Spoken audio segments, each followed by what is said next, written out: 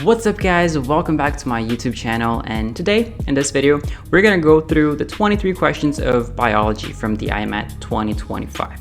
So this is what we're gonna do. We're gonna go and take a look of each one of the questions, identifying the topics, identifying some trends, taking a look of the correct answers and why is it correct, and also take a look of the incorrect answers to see if we can spot some tricks from the IMAT in order to avoid it in the future. So if you're interested in this topic, let's jump into it, stick to me until the end, and let's go.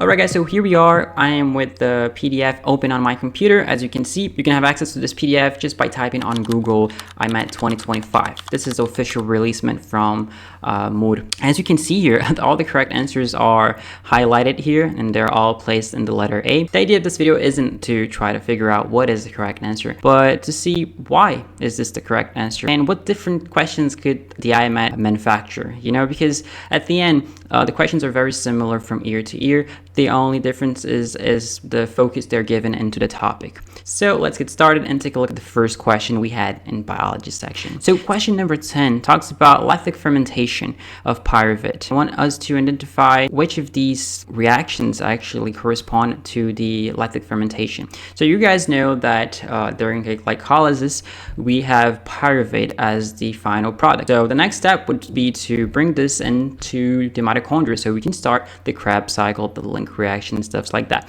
But sometimes there's no oxygen available. Okay, the oxygen is one of the main sources for the Krebs cycle, the cell respiration to happen. If we don't have them, we're gonna have the fermentation process taking place. In this case here, the lactic fermentation, the end product will be the lactic acid. It's asking us what's going to happen. It's going to reduce, oxidize. You guys have to remember that when we produce the pyruvate, also we're producing 2 molecules of NADH. Remember, those cofactors are going to carry electrons that later on will be transported inside of the mitochondria to contribute. Okay, but if there's no oxygen, they can't move forward. But they also can't do anything because they're trapped with those electrons. So the only way they can find to be released and converted back to NAD plus is if they drop those electrons into somebody.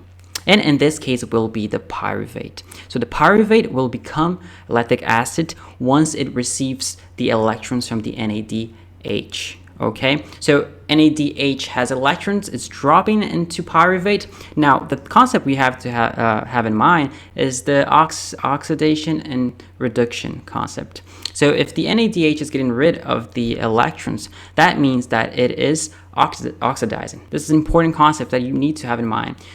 So if it's oxidizing, somebody needs to be reducing. So in this case, pyruvate is receiving these electrons and it is reduced. So it's reduced into lactic acid. This was a very tricky one and caught a lot of people out of guard because we're not used to see some cellular respiration associated with reduction, right? Usually they're oxidized, they're broken down and stuff like that. But this lactic fermentation only happens whenever the cell has to press the red button because the NADH cannot be trapped with those electrons. They have to be available as this NAD plus. So they could go through another cycle of glycolysis, okay? Because even if you don't have oxygen, we can still produce ATP through glycolysis, right? Those 2 ATP net. But for that, we need NAD plus available. So that's why those electrons are dropped into the pyruvate. Alright guys, so moving forward to question 11. Which of the following statement about glycolysis is correct? So once again, still talking about cell respiration, and let's take a look at the correct answer here. So letter A, when a molecule of glucose is converted to pyruvate in glycolysis, 2 NAD plus are reduced. Oh my God. The IMAT is not only testing your knowledge, but it's testing your ability to read the question 5 times and question your own name. Seriously, this is a tricky one. So you're used to hear that the glycolysis produces 2 NADH.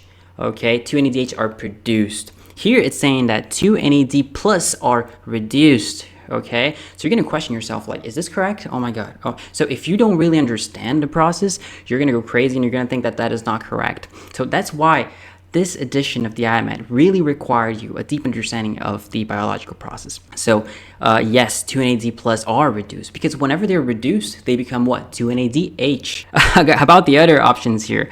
There's some very tricky ones as well. Like they go deep into the knowledge, but they are incorrect. So they talk about some enzymes also present into the glycolysis, like the triose phosphate isomerase, the one that's responsible to break down the pyruvate into two, the phosphofructokinase that adds another phosphate into the molecule. So, but they're all incorrect because it talks about one enzyme, but then it gives a different role that is not entitled to this enzyme. Here also talks about that CO2 is produced at the end of the glycolysis. That is totally not true. As you know, at the end of the glycolysis, we're going to get that 6-carbon glucose, and we're going to have 2 molecules of pyruvate, each one of them with 3 carbons. So there was no carbon being lost in this process, okay? And letter E, it says that we have FADH being formed, which does not happen. FADH is only produced in the Krebs cycle, right? Okay, so letter A is correct.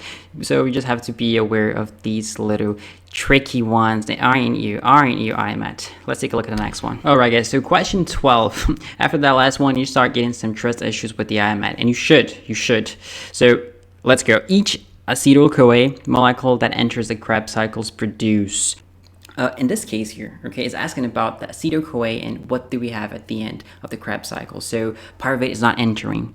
It's acetyl-CoA. There's a link reaction in between. So it's important for you to have this clear in mind. So how many carbons does acetyl-CoA has? 2. Okay, not 3, because it loses 1 carbon when it's converted from pyruvate. Okay, so this is a very important detail. And other than that, it's asking us the products for 1 acetyl-CoA, not 2, not for a whole molecule of glucose. We're gonna have what at the end of the Krebs cycle? 3 NADH, 1 FADH, 1 GTP, and 2 molecules of CO2. Okay, I think that the most trickiest one here was the end here. Okay, the amount of carbons that was released. A lot of people, they knew that there was 3 NADH being produced. Okay, like this one here, 1 FDH. And actually this letter C would have been the big catch, because you have 3 NADH, 1 FADH, 1 GTP, and 3 molecules of CO2, because this person would have pyruvate in mind, and this person would think that there's 3 carbons. Okay, so in other words, the 3 carbons would be released, but no. Okay, so I think this was the main catch of this question here. So it's always important to keep in mind and try to understand exactly what the question wants from you. All right, guys, so let's take a look at question 14 of this exam. Question 14 basically says cytochromes are. That's it. It's one-liner. It's almost like a psychological trap. It's too short. Oh my God, it's trying to trick you. Seriously, it's giving you a false sense of secureness, but it's actually a little bit tricky if you think about it, because it's not specifying which type of cytochrome. Okay, it's just saying in general, which could be a good thing if you think about it. Obviously that the correct answer is letter A. It's present in the respiratory chain. So as you remember, at the very end, we are going to have those important enzymes in the inner membrane of the mitochondria. That is going to be responsible for receiving those electrons and at the very end produce ATP. Okay, so this is what you need to remember. And there is one cytochrome that's called cytochrome C.